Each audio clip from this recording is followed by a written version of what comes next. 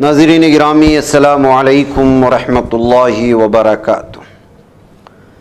सीधी बात के ताज़ा तरीन प्राइम टाइम में आप लोगों का इस्तकबाल है। नाज़रीन गिरामी, मैं अंसार अज़ीज़ नदवी इस वक्त आप लोगों के सामने कुछ अहम तरीन ख़बरें, कुछ वायरल वीडियोस और कुछ तनक़ीदी तज़्ज़िये लेकर के हाज़िर हुआ।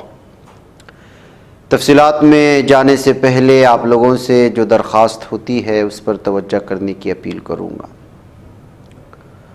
नाज़रीन गिरामी, सोशल मीडिया ने जहाँ बहुत सारे आसानियाँ पैदा कर दी और उसके अपनी जगह फ़वाइद भी हैं, इससे हम लोग मना नहीं कर सकते, लेकिन इसके मनफी असरात माशरे पर, समाज पर, बिलखुसूस नौजवान तबके पर, तलबा व तालिबात पर पड़ रहा है। और यहाँ तक कि अब नौजवान नस्लें जराइम पेशा बनती जा रही हैं।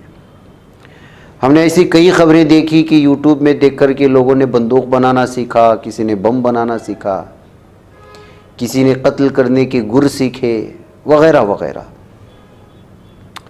आजकल इंस्टाग्राम में रील का ज़माना है, इससे दोस्तियाँ बढ़ती हैं, नाजायज़ ताल्लुकात बढ़ते हैं और नतीजा उसका भयानक सूरत में निकल कर के सामने आता है। भैंसा की एक कम उम्र लड़की को इंस्टाग्राम पर दोस्ती करने वाले एक नौजवान ने नारायण गुड्डा में वाक़ई एक वोयो होटल के कमरे में 20 दिन तक गैरकानूनी तौर पर कैद कर रखा। ये वाक़या उस वक्त सामने आया जब लड़की ने अपने वालिदैन को व्हाट्सएप पर अपनी मौजूदा लोकेशन शेयर की, जिसके बाद वालिदैन ने फौरी तौर पर शी टीम से रब्ता किया। तफसीलात के मुताबिक लड़की की इंस्टाग्राम के ज़रिए एक नौजवान से दोस्ती हुई थी।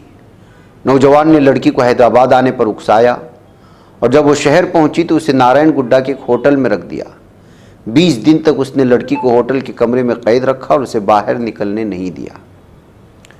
लड़की ने अपने वालिदैन से रब्ता करने के लिए एक मौके का फ़ायदा उठाया और अपने मौजूदा लोकेशन व्हाट्सएप के ज़रिए शेयर की। वालिदैन ने फ़ौरन पुलिस और शी टीम को इत्तला दी, जिसके बाद पुलिस हरकत में आई और लड़की को होटल के कमरे से बाज़ियाब किया। पुलिस ने लड़की को महफूज मकाम पर मुंतकिल कर दिया और नौजवान के खिलाफ अगवा और गैरकानूनी हब्स बेजा का मुकदमा दर्ज किया। इस केस की मज़ीद तफ्तीश जारी है। पुलिस नौजवान से पूछगिछ कर रही है ताकि मालूम हो सके क्या लड़की के साथ कोई और जुर्म भी तो नहीं किया गया। तो नाज़रीन गिरामी, ये आजकल के नौजवानों की लड़कियों की सोशल मीडिया इस्तेमाल करने का ये सूरत हाल है। कुछ ख़बरें हैं जो निकल कर के सामने आ जाती हैं। अंदरूनी सतह पर ये दुनिया किस कदर बिगड़ी हुई है आप अंदाज़ा लगा सकते हैं। इसलिए बारहा इस बात का हम आपकी जानिब जो है करते हैं कि वक्त ज़रूरत ही इस तरह की चीज़ें, मोबाइल के इस्तेमाल की अपनी औलाद को इजाज़त देनी चाहिए। बसूरत दीगर औलाद कब आपके हाथ से निकल जाएगी इसका अंदाज़ा भी नहीं होगा। नाज़रीन गिरामी, आसाम हुकूमत की जानिब से जिस तरह से मुसलमानों पर लगातार हमले हो रहे हैं, उन पर जुल्म सितम की अलग अलग क़वानीन के नाम पर दास्तानें लिखने की जो कोशिशें हो रही हैं वो कोई अब ढकी छुपी बात नहीं है। अब देखिएगा एक और नया सर्कुलर। अब जाहिर सी बात है कि ये तो अब महसूस तो नहीं किया जा सकता कि ये मुसलमानों के ख़िलाफ़ ही है, लेकिन जिस तरह लगातार क़वानीन आ रहे हैं उससे ही अंदाज़ा होता है। चीफ मिनिस्टर आसाम हेमंत बिस्वा शर्मा, जो मुसलमानों की दुश्मनी में इस वक्त सफ़े अव्वल पर जाने जाते हैं, बदनाम हैं, इसने कहा कि उनकी हुकूमत चुनिंदा रेवेन्यू सर्कल्स में सिर्फ ऐसे अफराद के दरमियान अर्जियात की ख़रीद व फ़रोख्त की इजाज़त देने एक कानून तैयार कर रही है जो कम अज़ कम 1951 से रियासत के साकिन रहे हैं। उन्होंने कहा कि नए कानून बनाए जा रहे हैं और मौजूदा कवानीन में तरमीम की जा रही है ताकि रियासत की मकामी आबादी के अराजी हुकूक़ का तहफ़्फ़ुज़ हो सके। शर्मा ने Assam state disaster management authority की शहरियों पर मरकूज़ खिदमात की इफ्तिताही तकरीब से खिताब करते हुए कहा कि हम एक अहम काम करना चाहते हैं और वो ये है कि चंद रेवेन्यू सर्कल्स की निशानदेही करें जहाँ 1951 से मुक़ीम अफराद ही अराजी ख़रीदो फ़रोख्त कर सकें।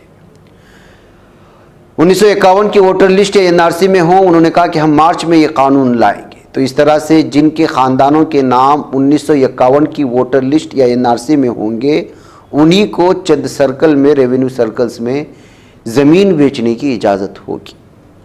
तो अब इससे आप क्या अंदाज़ा लगा सकते हैं? गुज़िश्ता एनआरसी को आधार से जोड़ना, फिर उसके बाद मुसलमानों के ख़िलाफ़ बयानात, और अब ज़मीन की ख़रीद व फ़रोख्त के लिए सख्त क़वानीन, ये किस जानिब इशारा करते हैं आप जान ले। ज़ाहिर सी बात है कि लोग और आवाम बेवकूफ़ नहीं हैं। नाज़रीन गिरामी, महाराष्ट्र में असम्बली इंतखाबात की तारीख़ का ऐलान तो नहीं हुआ है, लेकिन कब ऐलान हो जाए पता नहीं है। लेकिन उससे पहले ही इस वक्त जो है पूरी तरह से माहौल बनाया जा रहा है। शिवसेना यूबीटी लीडर संजय रावत इस वक्त बीजेपी को तनकीद करने में बहुत मशहूर भी हैं। ऐसे में उन्होंने एक बार फिर मरकज़ी वज़ीर दाखिला अमित शाह पर तंज के तीर चलाए और कहा कि जिस तरह से बीजेपी मुंबई की वरासतों को गुजरात एक्सपोर्ट कर रही है, कहीं वो लाल बाग के राजा को भी लेकर वहां न चली जाए।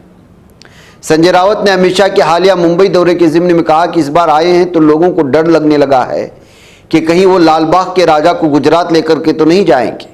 बीजेपी ने मुंबई की सकाफती वरासत को गुजरात ले जाने की कोशिश की है। उन्होंने मुंबई की शनाख्त के दीगर पहलुओं के साथ भी यही किया। इस बार जब अमित शाह आए तो लोगों को खौफ था कि वो लाल बाग के राजा को ले जा सकते हैं, लेकिन क्योंकि वो कुछ भी कर सकते हैं, ये कहते हुए लगातार तंज करने की कोशिश की है। नाज़रीन गिरामी, अभी कुछ दिन पहले आपको मालूम होना चाहिए कि कानपुर के रेलवे ट्रैक पर कई सारे एलपीजी सिलेंडर और पेट्रोल्स की बोतल मिले थे, जो वाकई में बहुत ही हैरानकुन भी थे और दहशतज़दा करने वाली भी। तो अब इस सिलसिले में खबरें आ रही हैं कि आला सतही जांच शुरू की गई है और इस बात का अंदाज़ा तो नहीं लगाया जा रहा है कि कहीं पूरी ट्रेन को उड़ाने की कोई साजिश तो नहीं रची गई थी।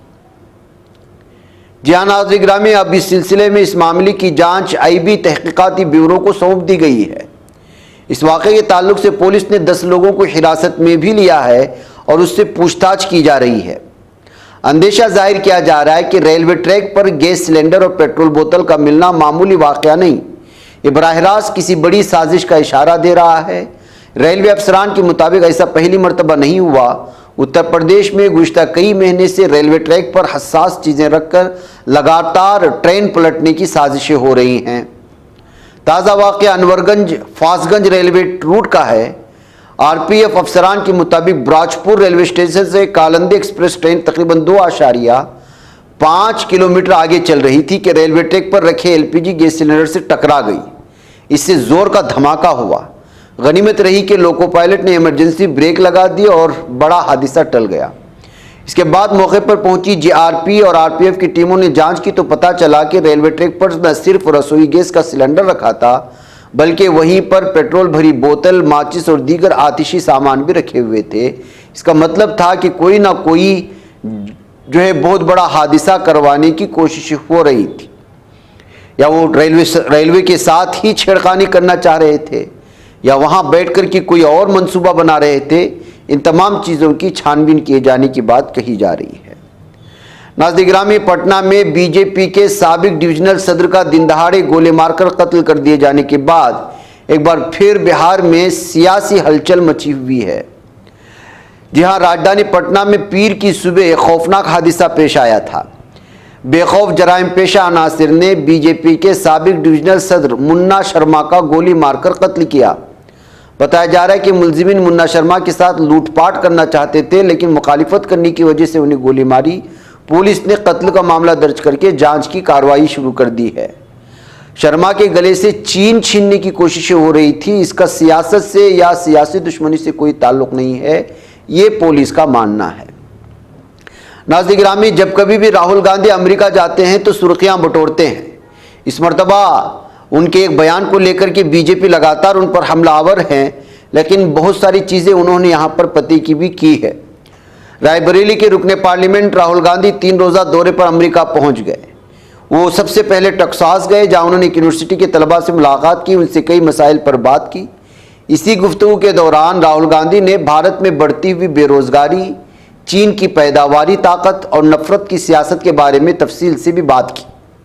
और राहुल गांधी ने दो टोक अल्फाज में कहा कि मुल्क में नफरत की सियासत का माहौल है, लेकिन मोहब्बत और भाईचारे की सियासत भारत जोड़ो यात्रा के जरिए शुरू की गई। भारत जोड़ो यात्रा के बारे में कांग्रेस लीडर ने यह भी कहा कि मुल्क को देखने का उनका नजरिया बिल्कुल बदल गया है। इस बारे में कहते हैं कि भारत जोड़ो यात्रा ने अपने काम के बारे में सोचने के अंदाज को बुनियादी तौर पर बदल दिया।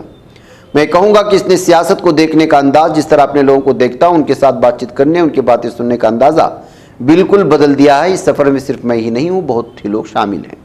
लेकिन जाहिर सी बात है कि यहाँ पर नफरत की सियासत कौन कर रहा है आप जानते हैं, और इसकी मिर्ची बराह रास्त किसको लगेगी ये भी आप जानते हैं। जिसकी वजह से इस वक्त जो है लगातार बीजेपी के कारकुनान और उनके लीडरान राहुल गांधी पर हमेशा की तरह बरस रहे हैं, तनकीद कर रहे हैं। मामला जो है इस वक्त मीडिया में भी छाया हुआ है।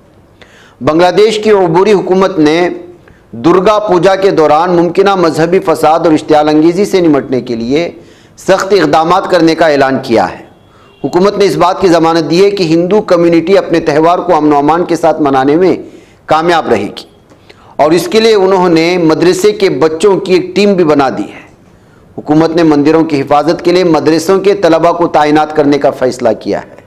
यानी कि बांग्लादेश में हुकूमत ने मंदिरों की हिफाजत मदरसे के तलबा के हवाले की है। मजहबी उमूर के मुशीर डॉक्टर AFM खालिद हुसैन ने काली मंदिर के दौरे के दौरान कहा, अगर कोई मजहबी मकामात पर बदअमनी पैदा करने या पूजा करने वालों को परेशान करने की कोशिश करेगा तो हम उसे कानून के दायरे में लाएंगे और अमन बरकरार रखेंगे। ख्याल रहे कि दुर्गा पूजा का एहतिमाम 8 और 9 अक्टूबर को किया जाएगा। यही वजह है कि बांग्लादेश में इस वक्त पूरी तरह से मंदिरों की हिफाजत मदरसे के बच्चों के हवाले किया गया है। नाज़रीन गिरामी, अब मज़ीद बांग्लादेश जो है वो रोहिंग्याई मुहाजिरीन को नहीं लेगा। ख़ारिजा उमूर के मुशीर मोहम्मद तौहीद हुसैन ने म्यांमार में तशद्दुद से भागने वाले रोहिंग्या मुसलमानों को पनाह देने की किसी भी दरख्वास्त को मुस्तरद कर दिया है।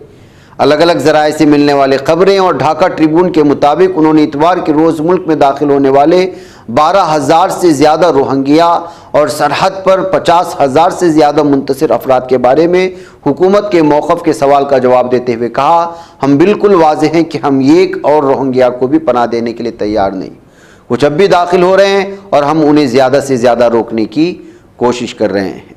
नाज़रीन गिरामी, आपको मालूम है कि म्यांमार के मुसलमानों पर किस तरह से इस वक्त जो है जुल्म ढाया जा रहा है, क्या सूरत हाल है। खाना जंगी बहुत बदतरीन हद को पहुंच चुकी है, और अब तक बांग्लादेश ने UNHCR चाहता है कि उन्हें पनाह दें बांग्लादेश, लेकिन उन पर वाज़ेह कर दिया है कि पहले हमने 1.2 मिलियन रोहिंग्या को पनाह दी है। यानी 12 लाख से ज़्यादा रोहिंग्याई इस वक्त बांग्लादेश में ऑलरेडी पनाह गुज़ीर हैं। ऐसे में मज़ीद उनको नहीं लिया जाएगा, ये कहते हुए जो ताज़ा हुकूमत इस वक्त बनी है उसने वाज़ेह कर दिया है, जिसके बाद कुछ कुछ तनकीदी तज़िये पढ़ने को मिल रहे हैं। नाज़रीन गिरामी, जैसा कि मैंने गुजरात की बात कही थी कि पत्थर कोई मारता है, सज़ा कोई भुगतता है, फतरा मुसलमानों की घर पे होता है, गिरफ्तारियां भी मुसलमानों की होती हैं, पैर भी तोड़े जाते हैं तो मुस्लिम नौजवानों के, और घर भी तोड़े जाते हैं तो मुस्लिम नौजवानों के। बताया जा रहा है कि कुछ लोगों ने शरारत की थी, और वो शरारत की थी, पत्थरबाजी की थी जो है गणेशा के मंडप पर, पिंडाल पर। ये तो हकीकत नहीं है, लेकिन 22 से ज़्यादा नौजवानों को गिरफ्तार करने के बाद अब उनके घरों को बुलडोज करके गिराया जा रहा है। तो इससे आप अंदाज़ा लगा सकते हैं कि किस तरह गुजरात हुकूमत एक बार फिर जुल्म सितम की इंतहा करते हुए कल गिरफ्तारियां की, पैर तोड़े, लोगों को मारा, पथराव हुआ, मुसलमानों के घर में घुसे और जो है वहाँ से नौजवानों को गिरफ्तार किया। फिर उसके बाद जो है फिर ये सूरत हाल पैदा हुई कि अब उनके घरों को ढाया जा रहा है। इस पर अलग अलग तबसरों के साथ शेयर किया जा रहा है। नाज़रीन गिरामी, छत्तीसगढ़ के एक मस्जिद की जो है नाजायज़ कब्ज़ाजात कहते हुए उसको गेट को गिराए जाने का मंजर भी बुलडोज करके वो यहाँ पर सामने आ रहा है। बताया जा रहा है कि मुतल्लिक़ा मस्जिद का गेट जो है वो नाजायज़ जो है जगह पर था, यानी उसकी कोई कानूनी दस्तावेज़ात नहीं थी, और उसके इस रास्ते में आने वाले तमाम तर जो है गैर कानूनी इमारतों को गिराया जा रहा है। उसमें से मस्जिद का भी एक गेट था, कहते हुए इसको अलग अलग तबसरों के साथ भी शेयर करने की कोशिशें हो रही हैं। नाज़रीन गिरामी, हर धर्म में फेक पुजारी, फेक साधु संत पाए जाते हैं, और हर कोई अपने धर्म का एक मखसूस लिबादा वो जो है फ़कीरी के लिए, मांगने के लिए फ़ायदा उठाता है। जैसे हम मुसलमानों में भी हैं, कोई टोपी का, दाढ़ी का इस्तेमाल करता है और जो है भीख मांगता है घर घर जा कर के, कोई फ़कीर बन जाता है, कोई जो है किसी आस्थाने का फ़कीर कह करके हरा कपड़ा ओढ़ करके और सब कुछ हरा बना करके आता है, और जो अंध भक्त जिसको कहा जाता है, अक़ीदतमंद लोग होते हैं, उनको देते हैं। ऐसी ही हिंदू बरादरी में भी है, उनके भी कुछ लोग जो है ज़बरदस्ती साधु संत बन जाते हैं, लेकिन बाज़ दफ़ा धर लिए जाते हैं। ये वीडियो में आपको दिखा तो नहीं सकता इसके कि इसमें गाली गलौज हो रही है। एक दुकान में चले गए तो दुकानदार ने कहा कि तुम वाकई में साधु संत हो तो हनुमान चालीसा पढ़ो, गायत्री मंत्रा पढ़ो।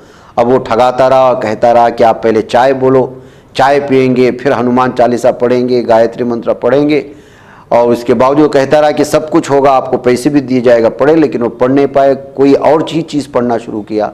तो गुस्से में आया हुआ दुकानदार लाठी लेकर के उनके पीछे पड़ गया और मार मार कर दुकान से भगाया। ये वीडियो इस वक्त अलग अलग तफसीरों के साथ शेयर की जा रही है। नाज़रीन, मुझे इजाज़त दें। अस्सलामु अलैकुम व रहमतुल्लाहि व बरकातहू।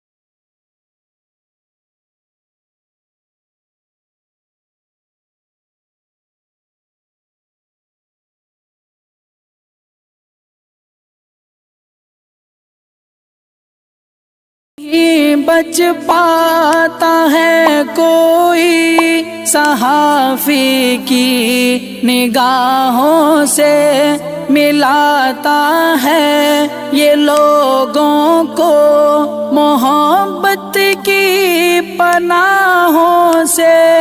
करम और दर्द मंदी का है एक संसार, सीधी बात। अज़ीमत जुर्अतो हिम्मत का है इज़हार, सीधी बात। अज़ीमत जुर्अतो हिम्मत का है इज़हार, सीधी बात। ये चैनल हक निगर बनकर कुचल देता है फितनों को।